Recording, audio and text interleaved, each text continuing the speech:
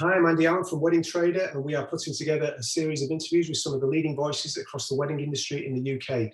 They will be sharing their knowledge and expertise on a variety of topics and challenges that we are all going to be facing as we head out of the pandemic. I'm pleased to be joined today by Damian Bailey, who is the founder and the chairman of the judging panel on the Wedding Industry Awards. So I'd like to welcome Damian.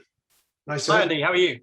I'm really well, thank you. Yeah, so I just wanted to begin really by, if you could cover a little bit about the background and the history of the Wedding Awards and how you came to be running this. Sure. So I've been a professional photographer for, well, since 2003, so best part of 20 years now. And through my experience in that, my wife and I, who are both from an event management background, felt the need for an awards that recognize and reward excellence in the wedding industry, but also help couples to find the best suppliers in their regions. We'd wanted to do it independently, so we weren't tied to any sort of media partners, and to do it in the right way and for the right reasons. So we set up the Wedding Industry Awards, which we call TWEA, by the way, just because it saves about half an hour a day. Yeah. We set TWEA up back in 2011, and pretty quickly people understood the values that we ran the awards by and got involved, and it's been growing ever since. We have a regional round of awards as the first stage, and we hand out those regional awards at our events in November. And we're really looking forward to getting back to that this year. And then we have a national awards in January in London, where we announce the national winners. So yeah, that's basically how it works. Wonderful. It's great. It's great to have that regional element as well, isn't it? Because, you know, and I know you're very on kind of, it's not necessarily the size of the business. It's more to do with the quality of service that you get. So it seems like a well even-keeled idea for yeah. It's so important to us that as a wedding supplier myself, I know full well that the industry operates on a regional basis. Most suppliers don't travel outside a certain geographical distance from where they live and work. So that regional aspect's really important, because also when couples are booking their suppliers, they tend to look regionally as well. And the rigor, the process, the methodology we use in the awards is absolutely key. It has to be transparent. It has to be seen as fair as possible, and an actual thought-through process that involves clients voting rather than just anybody voting. We have more than 100 judges split into their areas of expertise. So there's a separate panel for each category.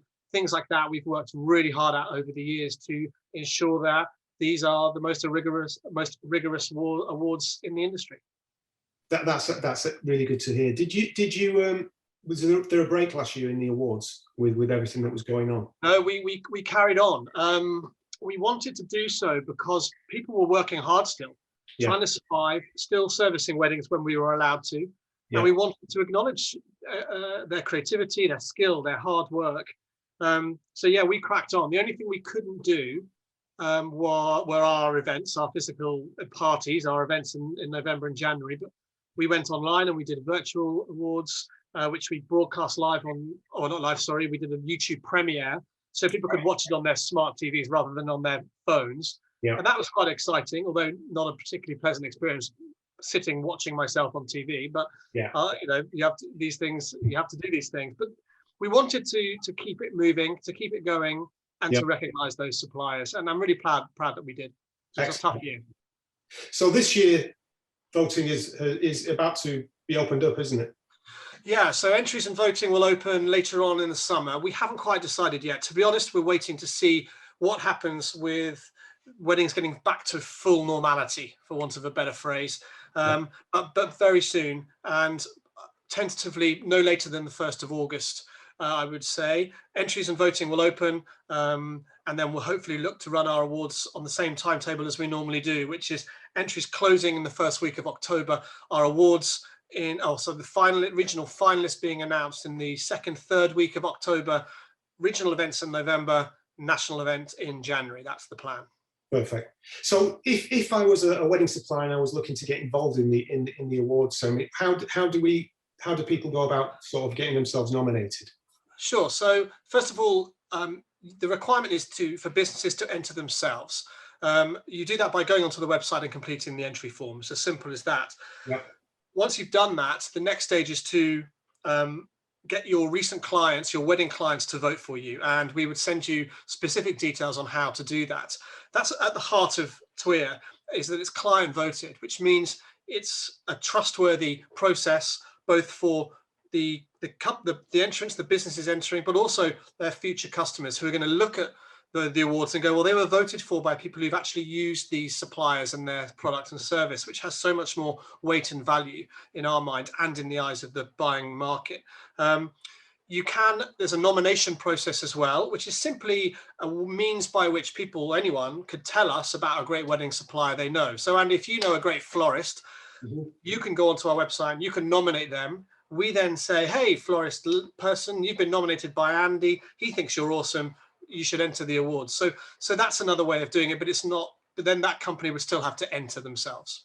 It's a really nice way of doing the awards, because the people voting are almost like testimonials, aren't they, for the businesses to prove that they're really working.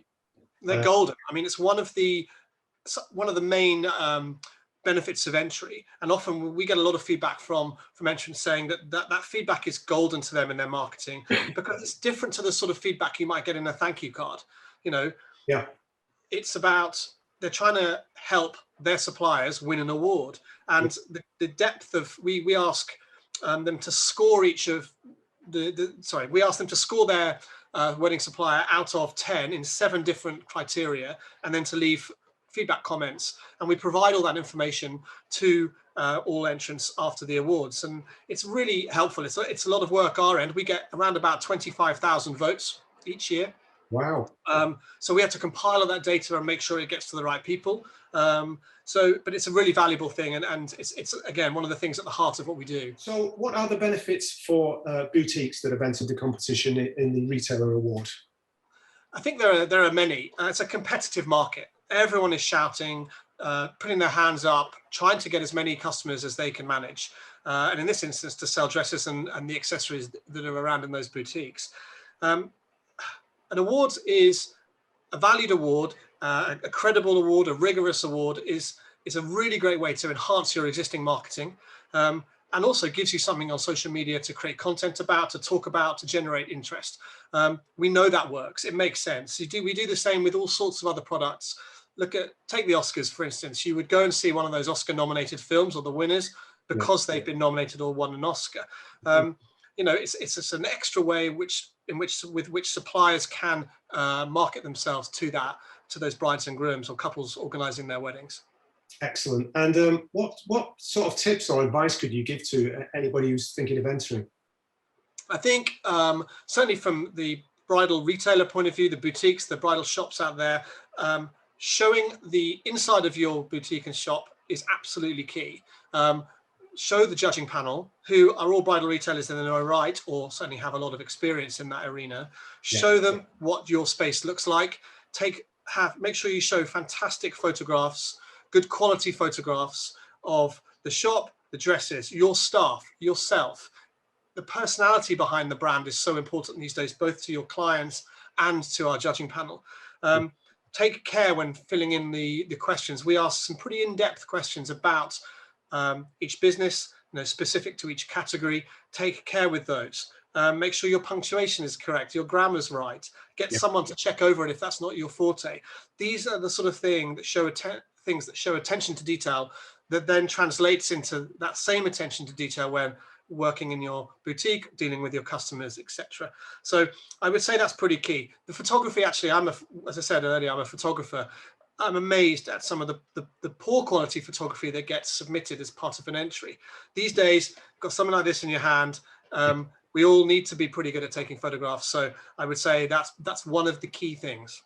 I was going to ask you as well, what things should people definitely avoid? So I'm guessing terrible photographs of their boutique. I think sometimes, let's say with bridal retailers, and we think of that category specifically, I guess sometimes people would show us a stock image that they've received from a dress designer, from the designer, clearly with a model wearing a dress. We can see those on the internet.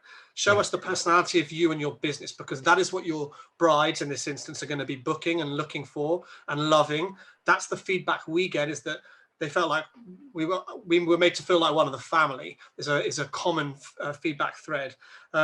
So show that personality.